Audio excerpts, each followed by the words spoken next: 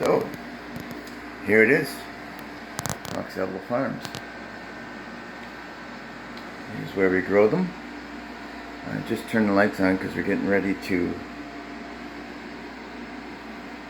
put light on the microgreens that we're germinating. So here's the process. So here's what it looks like after 3 days with the top on and watering it once a day. This is quite something. These are peas.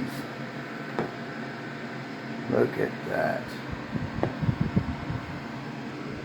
Amazing, eh?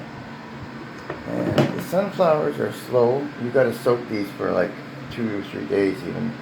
Sunflowers longer, but they're just starting to come out of their shell. See? Little white parts. And soon that will be a root that will root itself, and then it'll start to grow upwards.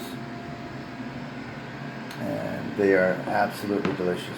We are Fox Farms, and we're pure, completely pure organic farm. There's a look out our window. It's the back of our townhouse condominium. It's our business right here. It's all you need. And we advise on this too, where we can help you set this up and get it going for yourself. See you next time.